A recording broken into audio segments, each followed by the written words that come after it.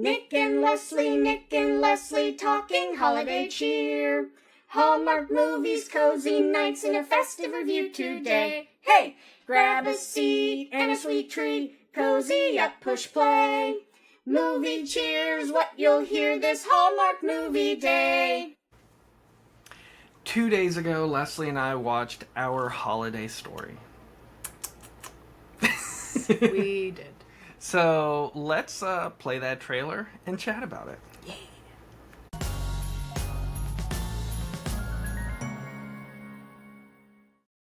So how did you two meet? Actually, it's a pretty funny story. The seat taken? It's all yours. We met, got separated, Oh, no. and again. It's you. It's you! Got separated again. No! How do you plan to find her? Oh. And just don't say fate. Destiny? Basically, how you met was A total Complete mess. serendipity. Our Holiday Story. Only on Hallmark Channel. Okay, so our main characters in Our Holiday Story are Joe and Chris, who Chris is going to Joe's parents' house for Christmas to meet her parents for the first time. They're a young couple, they're dating. He looks so sick. He looks very under the weather. And Something was going around at Hallmark that month. yeah. And she is on a Christmas train, Christmas-themed train ride that is going to be late. And so she calls him, and right before the battery dies on her phone, she says, "I'm sorry, I'm not going to be there to be there when you meet your parents, but whatever you do, don't," and then the phone call Don't cut off. ask them about... How they met. Yeah, is what it's supposed to be. Oh, there you go.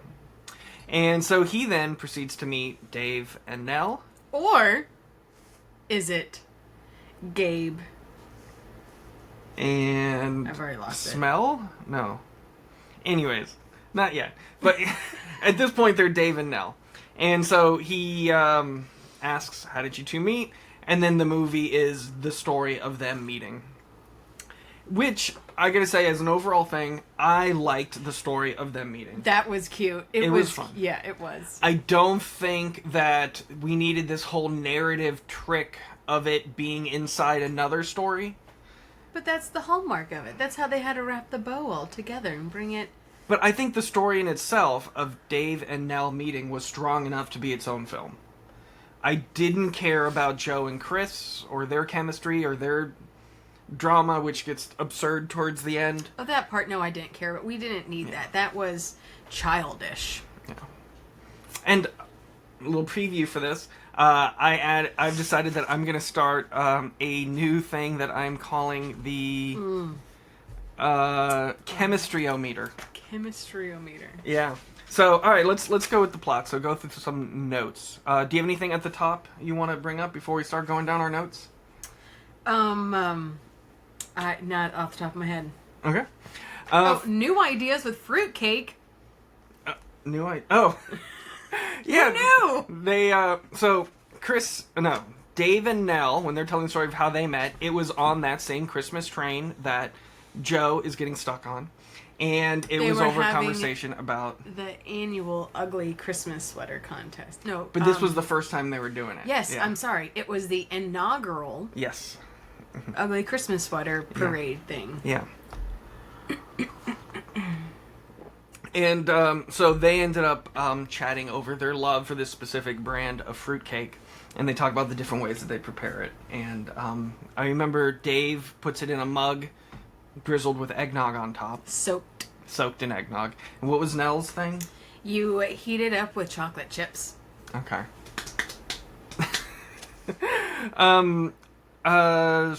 Okay, my first note is that Chris has a nut allergy.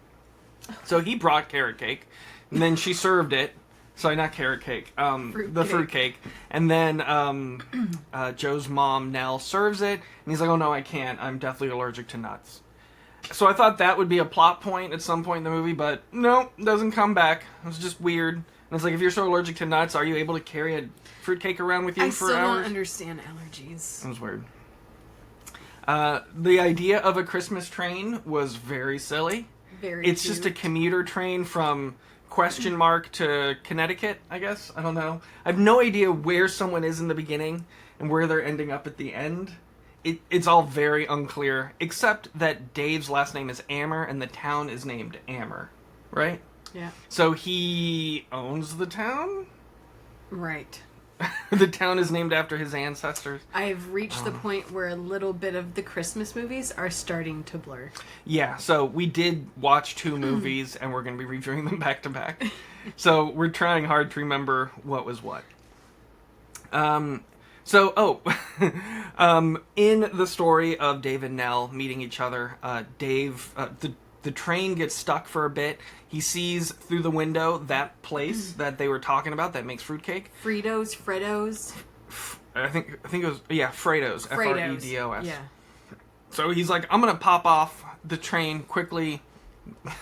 I'm gonna Jump off that train quickly. I'm gonna jump off that train, get us some fruitcake because I'm a charming guy, and then the train ends up rolling away. But I also thought it was weird that the fruitcake was an even $20, which he just like threw on the table and took. And he already knew. It's very rude. Was it on the right?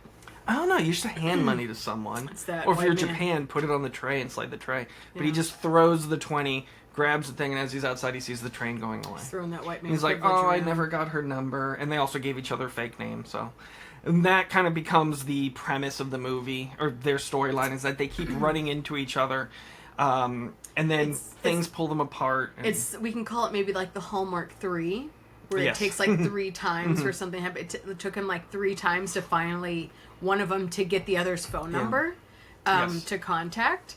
yeah, Yeah. and we call it the Hallmark 3 because they have about 10 minutes of story, and they need to draw it out to 2 hours. Yeah. But turns out Nell is in town because she's the new comptroller. I guess she was assigned this position. She wasn't elected. I feel like comptroller is usually an elected position. I honestly have 0 idea. But she works with Park and Rec and Yep. divvies out permits and Yep. apparently gives city money for city parties. A city Christmas festival. Yeah. That is... Now I'm like, do I Church need and to state? dig deep to find out what's happening in our city so I can be like, why are we putting religion on it? It should be the Winter Festival. Right. Right. Meanwhile, Dave Ammer, he is the one organizing the festival. It's a family tradition. And he hates that there's some new comptroller he's been emailing back and forth who's refusing his budget and keeps wanting to slash things. So he hates this woman. She hates him. But when they see each other in person, they don't realize they're the ones that they've been feuding over via email. Because it took a few times for them to know their actual real names. Yeah, because they had lied about their names. It was very cute. It was adorable. And Dave has a daughter, Jo. Yeah. Yes. And so 10 years fast forward is the time difference between Yeah. when Nell and, or Eleanor, and Dave met versus when Jo and Chris were meeting each other's parents. Yeah, so it is kind of 2 stories, the 10 years ago of them telling how they met, and then the current time of Chris meeting Joe's parents. I thought it was weird that Dave said both TMI and TLDR at some point. TLDR. Too long, didn't read. Oh my gosh. See, It's like a Reddit thing. it takes me too long to realize. What's weird, too, is that was in the 10 years ago thing, and I don't know if TLDR was a thing 10 years ago, but... Someone check that. Please leave it in the comments. When did TLDR start? Yes. Wait, did I say that right? Yes, Okay. TL. Too long, didn't read. I'm never remember. That's a lot of your text messages sometimes. If it's important, he'll tell me when he gets home. Right.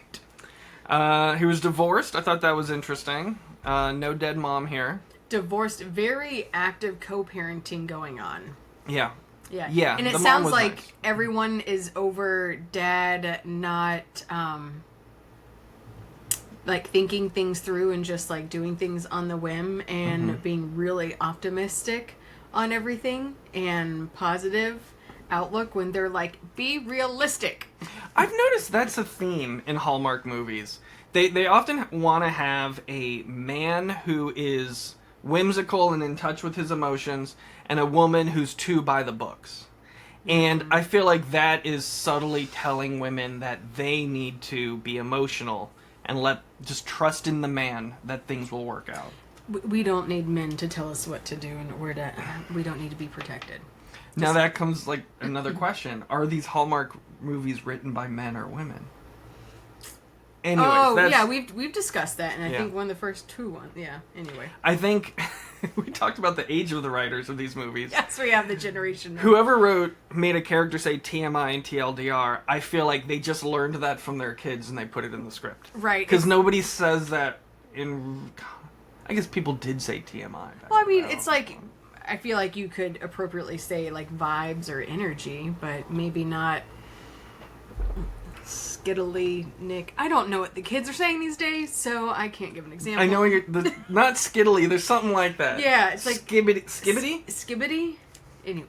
Oh God. Yeah, that's us. They keep missing each other. It's really cute. Oh, then they put together a missed connection website, which is just that doesn't show a URL. It's just missed connection. Joe posts it, and they end up chatting with each other through. Reminder: Joe is Dave's daughter. The daughter, yes. Yeah. So posts like, "Hey, saw you on the. We had a connection on the train with fruitcake, and we didn't give the number, and so Eleanor sees it, and Eleanor has a very sweet friend who is pushing her to find this guy and encouraging her. Yeah. Like, you definitely sense Nell had a feeling of belonging when she would be with him for a few minutes, and it felt nice, and that's why she kept chasing after him, because she wanted that feeling of belonging, to see if this is really where she belonged. And to add to that, which I found very weird, is they still have not had a proper date. They've only ran into each other, shit came up, and then they had to dip. And they missed each other. What is a proper date in this society now? A conversation that lasts more than 20 minutes? Did we have a proper date then? It took more than 20 minutes before that date concluded. I'm just saying, things aren't always how they perfectly have to be. But anyways, while he is giving her a tour of, I guess, where the party's gonna be, she says to him, which I found very out of nowhere, I wouldn't mind having all of this. Yeah, because she wanted to feel belong. She liked the whole idea of it. It just seems very vulnerable for that early in a relationship. They're not in a relationship, but exactly. Yes. Okay, I mean, I kind of see what you're saying in a way, but also, Dave is a carpenter, and apparently for the last 3 generations, they've been trying to make this Santa throne chair that he apparently is finally finishing it just took him 13 or 10 years, something like that. Excuse me. But he also has made the gingerbread houses in the Christmas festival, as well as all the Christmas trees that are real and excuse me, whimsical looking. It's adorable. For what it is, it's adorable. I think they really mixed up the decor theme for this one. Yes. It was pretty scenery. So then when it all does come out that they are actually the people who they thought they were, I wrote down feigned betrayal. I remember someone was I thought, was this, again, mixing this with the movie we saw last night, I remember someone yelled at a whole bunch of people, and then they yelled at the person that they shouldn't have yelled at. No, that was yesterday's movie. That was yesterday's movie. So, but I do remember being an overreaction to Hallmark's oh, it's the final act. We need to have someone really feel like this is not what they want, and then be really sad for a bit before the big emotional. It was the Chris and Joe boyfriend and girlfriend. Joe, the boyfriend. That's right. I'm sorry. Chris, the boyfriend, said, "I love you," to Joe. No, actually, he was about to say it. Oh, that's right. He didn't. And even she get it squirted out. icing all over his face. It was an inappropriate. It was a shot. But the amount of icing that came out was not the amount of icing on his face. So that part was a little bit disappointing. It was a stunt face that received most of the icing, I'm sure. I mean, it was a good amount that gooshed out. So that's how she shut him up, is just squeezing icing all over his face. Didn't even wipe it off. No, she squirted his face and then ran away. Ran away. it was Nell who came over and was like, "What just happened? Are you okay? Can I clean off your face?" And started wiping his face as Chris is just like, "What? I thought she loved me," because he had basically already spoken to Nell about this and Joe's biological mother, who is active, which I did not write down her name. But they were like, "Oh my gosh, Nell, no, there's so many names. Joe loves you. Like, we know she does. She's never acted like this." Like, and so he was really confident. And even right before, Joe said that she loves him, but didn't say it to his face. Like, that is so... that annoys me. Yeah, I just want to be like, how old are you? You're not meant to communicate with people yet, apparently. But also, I can't talk. And then, so what's rough, too, is, like, then they have the, oh no, they're not going to get together, it's a fake sad moment. And she calls up and she's like, you not being here for Christmas made me realize that I actually do love you. Oh, yeah. Oh, yeah. Oh. And I thought that was so dumb, that, like, you only realize you love someone when they're gone. It shows that you really just love the existence of someone being there, not that individual person. That's a little codependency right there. Yeah. But was it this one or the other one we were talking about not waiting? Not waiting. To tell. What? Oh. Not waiting for the perfect moment. Yeah. Yeah, that was this one. Yeah. Yeah. So we were talking about, like, she was wanting, like, the right moment to say it, or he was.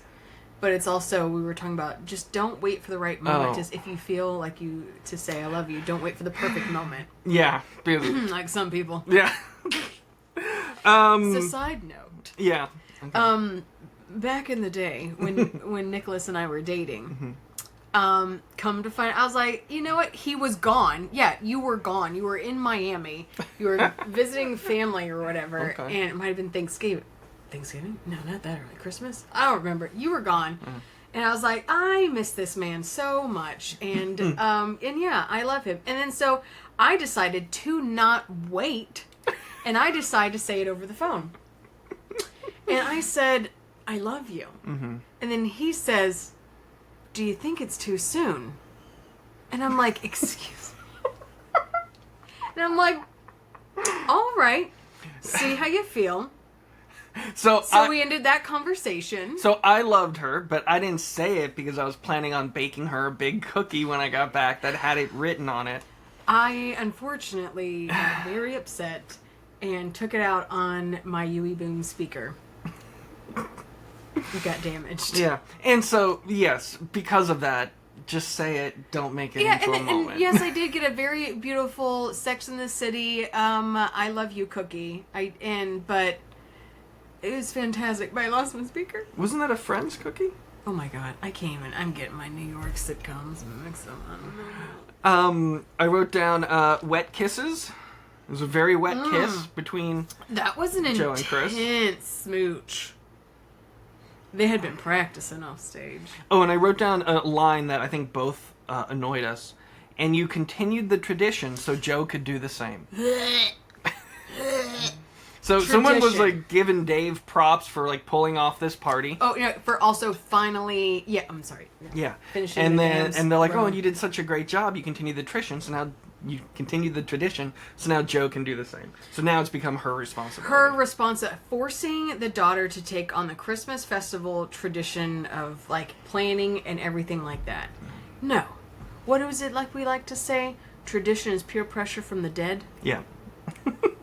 Peer pressure from dead people. So, on the charisma-o-meter, Dave and Nell, so this meter's a 0 to 10. 0 is siblings. I don't know. There's some siblings that have chemistry, but it's not good. And 10 means they totally fucked on set. So, for Dave and Nell, I think I want to put them in, like, a 6. It was definitely believable, and I was on their side of wanting them to get together. Can we not dye or color beards or anything like that? It's way too obvious. It is way too obvious, and it's aging them. It's making them look like a used car salesperson. the way, or, you know, a vacuum door-to-door salesperson. Just like, I think of like this slicked back hair, and it's not good. We know it's dyed. Now for Joe and Chris, I'm giving them a 3. It was weird. Joe looked like he was dead. Sorry, Chris looked like he was dead. Joe looked like a 14-year-old. Joe was, just way too excited the entire time. No one that age has that much excitement for. Yeah. Also, she was gonna, like, cry at every whim. She was everywhere for emotions. She was a mess. She was a mess. Yeah, so I'm gonna give him a 3. Although, you know what? Guess what? I do hope to still see her later on in another production. Yeah, 10 years from now, it'll be... Oh, I was talking about this season. Our holiday story part 2. Oh, I was saying this season. Yeah. But yeah. Writing, I give this a 5 out of 10. Acting, 4 out of 10. Directing, 4 out of 10. So, it's, I guess, above average for Hallmark, below average for films. Yes. I do think you should stream this. Yeah, this one, it was cute. But again, I wish we could edit out all of the Joe Chris stuff. Or tomorrow's the last day to stream. Anyway, you have to, like, I think November 5th to stream it. Yeah. 2024. All right, and so that was our holiday story. See you in a couple minutes for us to talk about our next film, Holiday Mismatch. Go have some fruitcake with eggnog. Mmm.